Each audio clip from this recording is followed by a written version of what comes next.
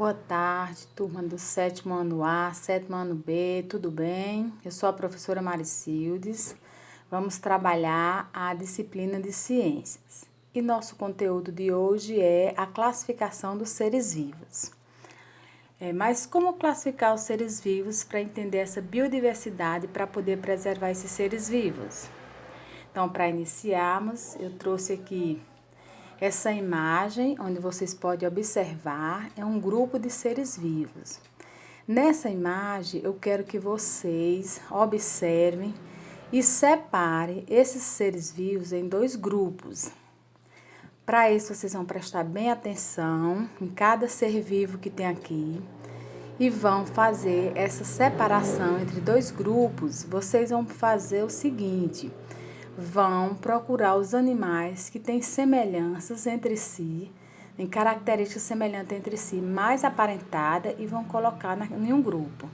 E assim sucessivamente. Então, procure as características, o que eles parecem mais um com o outro, as características que parecem mais um com o outro, e coloque em um grupo. Então, dividem em dois grupos, peguem um caderno de vocês, a caneta, e anotem, separando através dos nomes deles, separando esses seres vivos aqui em dois grupos, para vocês terem uma ideia de como é classificar, de como é agrupar esses seres vivos. Vou dar um tempinho para vocês separar, com certeza vocês são inteligentes e vão conseguir separar esses seres vivos aqui em dois grandes grupos.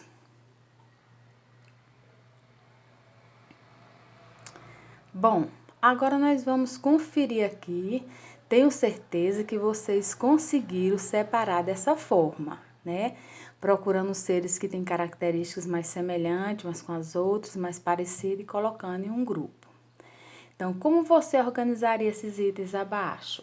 Ou seja, como foi que nós separamos aqui? Pegamos todas as árvores, colocamos em um grupo, porque elas parecem, têm características semelhantes entre elas. Pegamos todos os insetos que tinha no meio dos seres vivos, colocamos aqui em um grupo, porque também eles têm características entre si, que parecem semelhantes entre si. Todos os peixes que vivem na água, tem escama, tem nadadeiras, colocamos um grupo só dos peixes, porque eles têm características semelhantes. Pegamos as aves, que são seres vivos que apresentam o corpo coberto de penas, apresenta bico. Então, eles têm características parecidas umas com as outras. Então, formando um grupo de seres onde aparece características semelhantes entre elas. Pegamos todos os seres vivos que tinha aqui, que tinham o corpo coberto de pelo, seres mamíferos, né, vertebrados, que tinham o corpo coberto de pelo, e colocamos em outro grupo. Por quê? Porque eles têm características parecidas umas com as outras, semelhantes, o corpo coberto de pelo, por exemplo. E pegamos todos os répteis e colocamos em outro grupo. Então, viram? Separamos os seres que antes eram um grupo grande, os seres vivos, separamos eles em grupos menores, sendo que nós usamos características semelhantes entre eles para organizar esse grupo de seres vivos. Então, para organizar, é necessário ser de acordo com suas características, né? Por que é importante a gente caracterizar esses seres vivos? Por que a gente tem que fazer isso? É para facilitar nosso estudo, facilitar o estudo desses seres vivos. Tudo bem organizadozinho, cada um em seu grupo, dá para se estudar melhor, dá para entender melhor, para ficar mais claro o entendimento. Certo? Então, eu espero que vocês tenham acertado. Depois vocês vão responder as atividades de vocês e vão enviar para mim, para eu ver se vocês fizeram direitinho. Então, para classificar, como vocês viram lá nesse trabalho, nessa atividade que vocês acabaram de fazer, para a gente classificar esses seres vivos, a gente precisa observar as características que existem entre eles. Então, nós temos que usar critérios, ou seja, de acordo com as características de cada um, a semelhança, nós vamos agrupando eles. E quais são essas características? Por exemplo, nós podemos observar as seguintes características: o formato do corpo, o tamanho dos animais, dos seres vivos, a cor, estruturas corporais, o hábito de vida, forma de se alimentar e outras. Então, aqui são algumas características que nós podemos estar observando nos seres vivos para estar agrupando eles próximo, perto dos seres que têm as características semelhantes. Tudo bem? Continuando. Então, mas sim, como foi que tudo isso começou? Nessa história de organizar os seres vivos em grupo para conhecer a variabilidade desses seres vivos. Como foi que tudo isso começou? O que é que vocês acham? Pois assim, a primeira pessoa que se preocupou em agrupar, em organizar, em classificar os seres vivos foi Aristóteles, até o século XVIII. Ele se preocupou em fazer essa classificação, ele que iniciou. Ele tentou organizar os animais primeiramente em dois grandes grupos. No grupos com sangue, os animais que tinham sangue ficaram num grupo e os animais que não tinham sangue ficaram em outro grupo. Foi a primeira classificação, a primeira organização, agrupamento que Aristóteles fez. Depois vieram outros cientistas que continuaram trabalhando, se preocupando com esse agrupamento dos animais, com essa classificação dos seres vivos, como Teofrasto, que foi aluno de Aristóteles. Ele também continuou nessa classificação, organizando a classificação dos seres vivos. Ele já usou não o sangue, a questão do sangue, o critério sangue para classificar. Ele pegou as plantas, por exemplo, e classificou em plantas grandes, plantas médias e plantas pequenas. As plantas grandes, ele deu o nome de árvores. As plantas médias deu o nome de arbustos e as plantas pequenas ele deu o nome de ervas.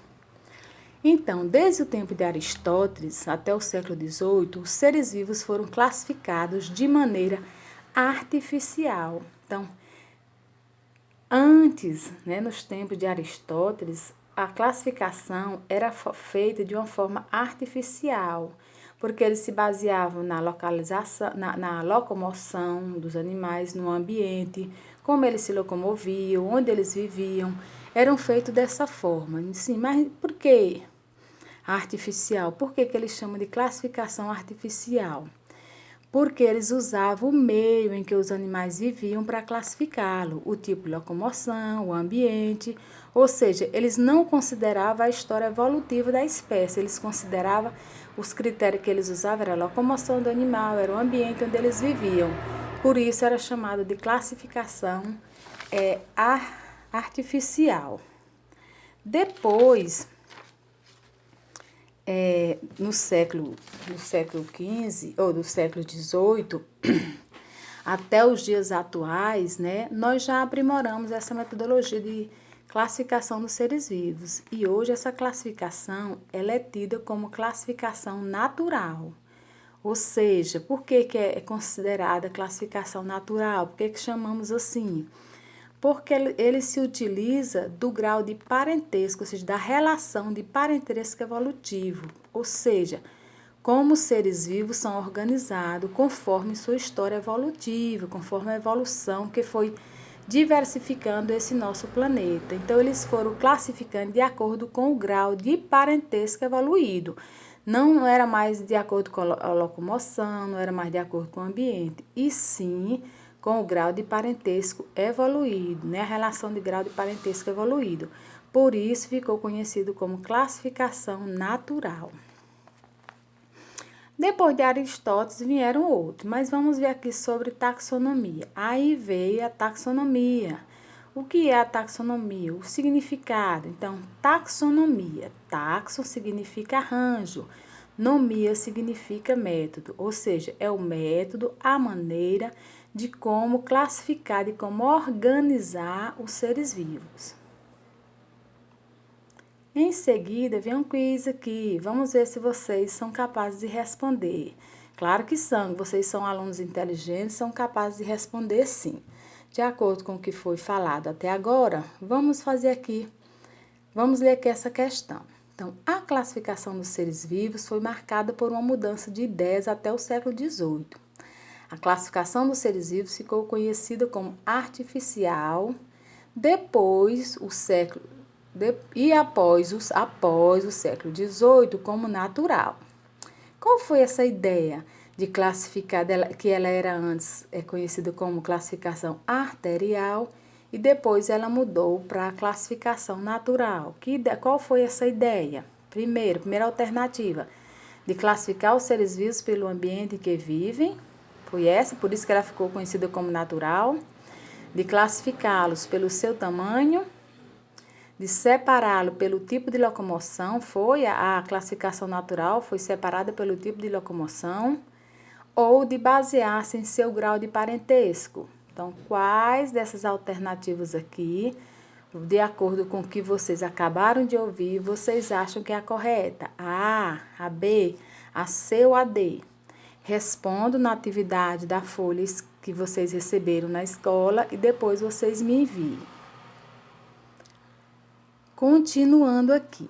Então, depois de Aristóteles, depois desses cientistas aí que se preocuparam com a classificação dos seres vivos, veio Carlos Linneu, um sueco, botânico, zoólogo e médico. Ele criou um sistema de classificação dos seres vivos.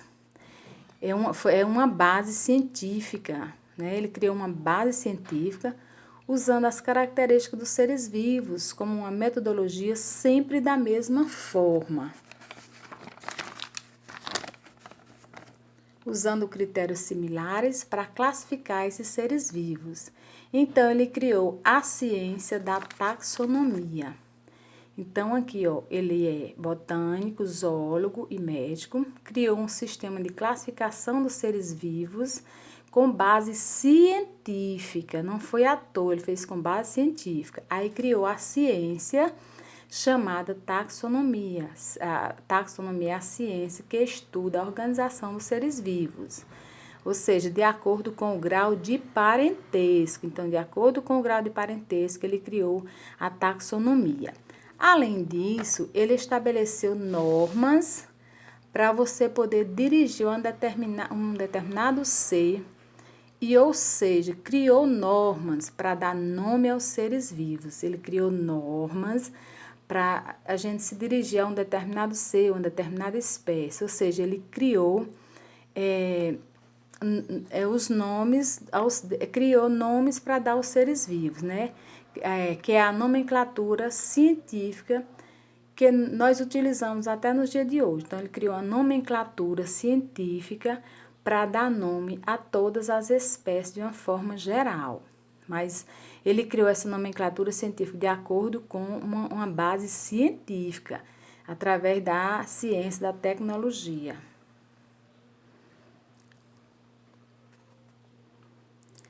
Em seguida, ele foi também que estabeleceu o termo espécie, né? Para dizer de um grupo de indivíduos que são semelhantes e possuem material genético semelhante entre si. Então, ele criou a nomenclatura científica e primeiro ele criou a espécie. E ele nomeou, conceituou espécie de quê? De um grupo de indivíduos que são semelhantes e possuem material genético semelhante entre si. Esse foi o conceito que ele deu para a espécie.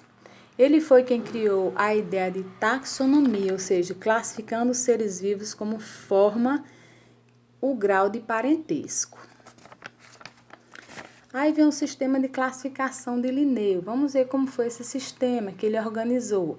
Classificação dos seres vivos, né? O sistema de classificação de Linneu. A ideia de Linneu de organizar os seres vivos em grupo conforme suas características são usadas até hoje. Vamos ver, Linneu, ele usou 7 níveis, ou 7 classes, 7 grupos, ou 7 níveis, né? Para dividir esses seres vivos. Ele deu o nome de reino para o maior deles. Então, assim, a forma de organizar os seres vivos em grupo conforme suas características evolutivas.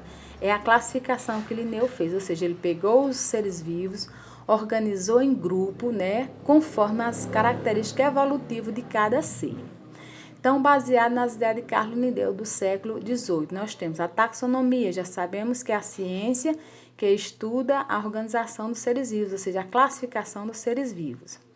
Aí ele criou ele criou aqui essa classificação e dividiu em níveis. Vamos ver quais são esses níveis. São 7 níveis. Tem o reino, o filo, a classe, a ordem,